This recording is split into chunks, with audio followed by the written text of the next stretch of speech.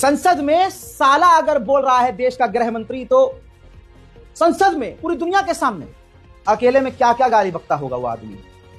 Video viral हुआ, पूरी दुनिया थूक रही है। अब चुनाव आयोग ने तो निर्णय कर दिया, मगर मैं भी साहब थोड़ा ज्यादा सोचता हूं। तो मैंने सोचा साला ये चुनाव आयोग कहते हैं कुछ नहीं हो रहा है, कुछ नहीं हो रहा है, तो ये लोग आरोप क्यों लगा?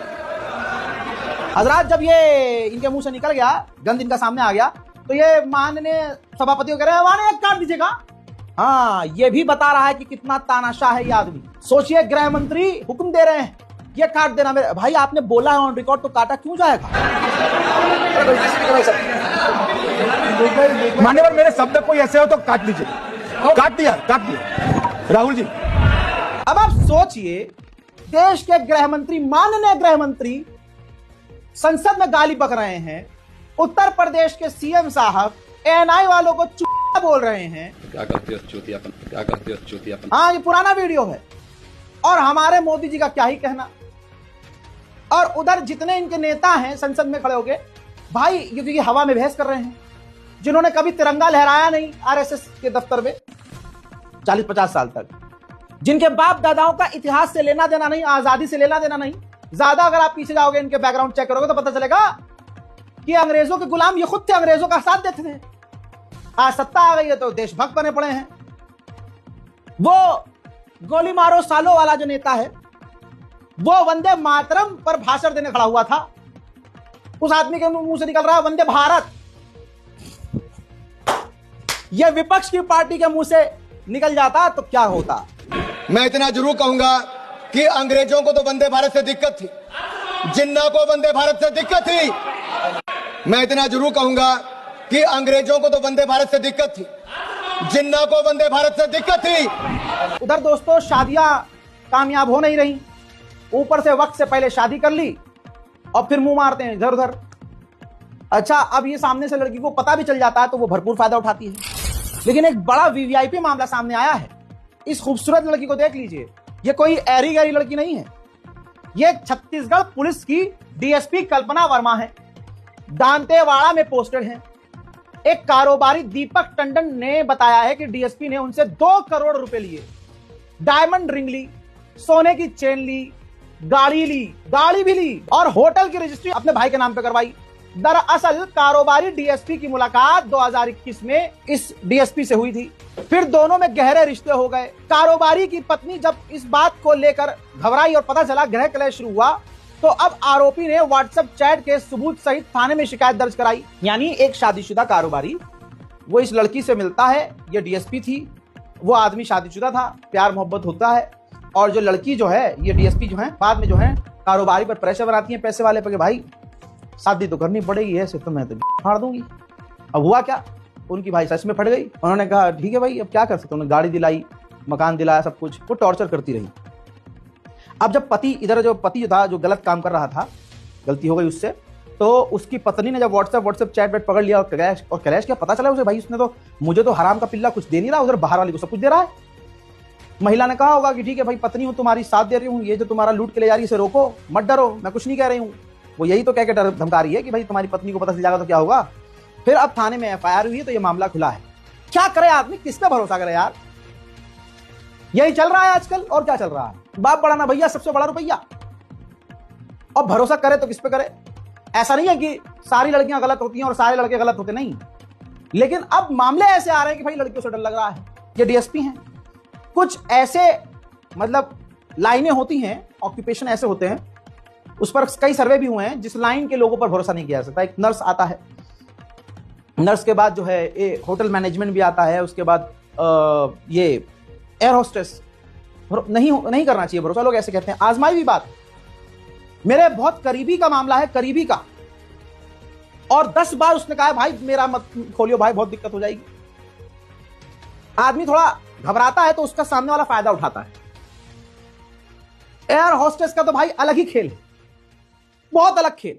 जितने लोग मुझे मिले हैं सबका एक्सपीरियंस खतरनाक रहा है भाई। सब भाई मैं क्या करूं, क्यों, इनको मिलती है पूरी आजादी। जो एयर होस्टेस लाइन होती है सब एक जैसी नहीं होती है, लेकिन 99% ऐसी देखी जा रही है।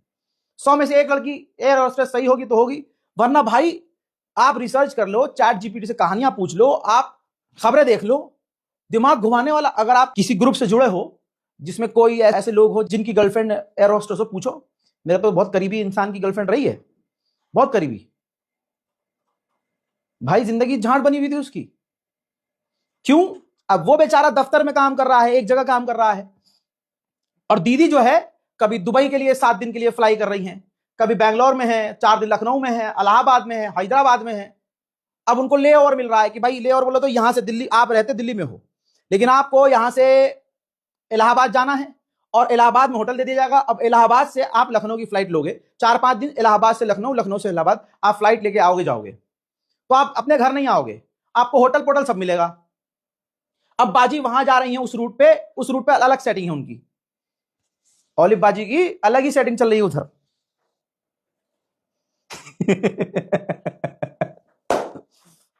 अब वहां अलग चल रही है, इस रूट पे, लखनऊ वाले रूट पे अलग सेटिंग चल रही है। अच्छा, इसमें माँ बाप कुछ कर ही नहीं सकते। कहां है बेटा, फोन ऑफ है तेरा 4 घंटे से? मम्मी मैं फ्लाइट पे थी। हाँ, और क्या करती मैं? हाँ, टेक ऑफ हो रहा था ना। हाँ मम्मी, ओके बाय। पीछे से जो है पायलट ने हाथ डाल के पकड़ा हुआ है मेरा। होटल में रह रही हैं, पायलट के साथ रात को क्लब, पायलट के साथ रात को घपाघप घपाघप। अगले दिन भाई वापस आ रही हैं, ऐसे हो मेरी बेटी की तो काम चाहिए। फिर वो नखरे बॉयफ्रेंड पे भी दिखा रही है कि ज्यादा मत बोलियो, काम पे से आई हूं। तवज्जो है। एक टाइम पर, मैं जिस महिला की बात कर रहा हूं एयर होस्टेस की, पूरा नाम नहीं लूंगा, बाजी का नाम ऑलिव है, एयर इंडिया की क्रू, एक टाइम पर 4-4, 5-5 लोगों के साथ फिजिकल रिलेशनशिप, 4-4, 5-5। हाँ भाई, फिलहाल जो उनका बॉयफ्रेंड है, मैं तो दुआ करता हूं उसके लिए, भाई तुझे अल्लाह सबर दे। बेचारा के बनते बेचारे जाट है, मजबूत है, हम तो दिल के बहुत भाई, हम तो ये हैं, लेकिन अंदर से बेचारा कितना पिसा हुआ है, घुटा हुआ है, वो मुझे पता है। आदमी दिल से मजबूर होता है, काहे का और किसी से मजबूर नहीं होता, सीधी बात तो ये है। सबसे बुरी लाइन भाई साहब इसलिए मुझे ये लगती है, धोखेबाज लड़के नहीं मिलेंगे, धोखेबाज भाई क्या मिलेंगे, प्लेबॉय मिलेगा भाई, वो इतना लंबा नहीं खेलते। हमारे वाले के साथ तो अगली पूरी 1.5 साल खेल के चली गई।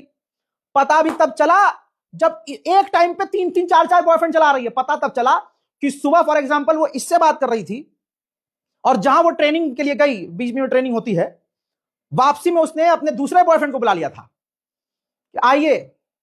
अब वो बेचारा हरियाणा की साइड का बेचारा बॉयफ्रेंड, वो भी जो है मतलब एयरपोर्ट अथॉरिटी में ही है, वो उसे लेने गया, गाड़ी में बैठा, ऐसे मजाक मजाक में फोन चेक कर लिया, तो पता चल गया अरे सुबह तुम ये किससे बात कर रही थी, अरे ये फलाना आदमी है। उसने कॉल मिला दी, देखो कौन है। अगले ने फोन उठा लिया, हाँ जी आप कौन? भाई आप ऑलिव को जानते हो? हाँ जी जानते हैं। क्या आपसे संबंध है भाई आपका? मेरा ये संबंध है जी। अच्छा तुम कब से हो? अजी मैं तो 1 साल से हूं। अरे साला मैं तो 11 महीने से हूं, मतलब तुम भी और मैं भी। फिर वो बताता है इसको कि भैया मैं तो हुई मैंने 3-4 लड़कों से और पकड़ा है। फिर वो बताता है कि आप 3-4 लड़कों का मैसेज मैंने पकड़े हैं। पता चला भाई साहब लड़की कितनी बड़ी खिलाड़ी निकली, लौंडे तो चूरे नहीं रह गए। तो ये सब माहौल है भाई, मॉडर्निटी के नाम पर, एडवांस होने के नाम पर क्या चल रहा है।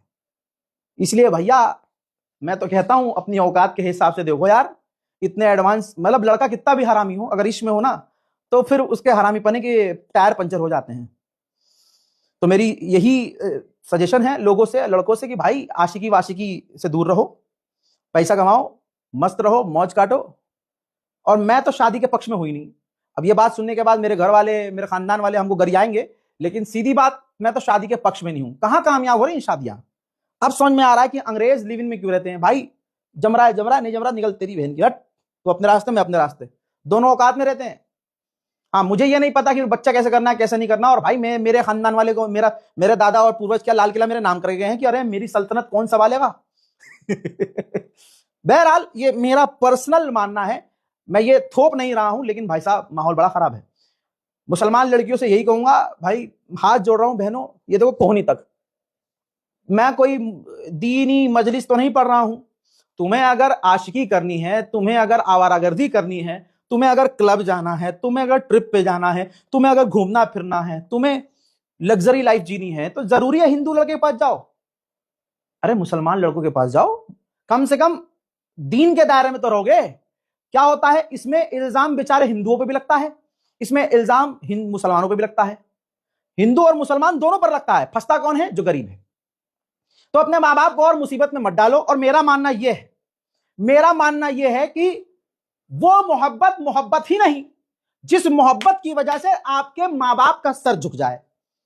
आइए आप और मैं मिलकर ऐसी मोहब्बत पर थूके जो अपने घर वालों का सर झुका दे। 1 2 थू। है चाचा, प्लेट में थूक दिया क्या?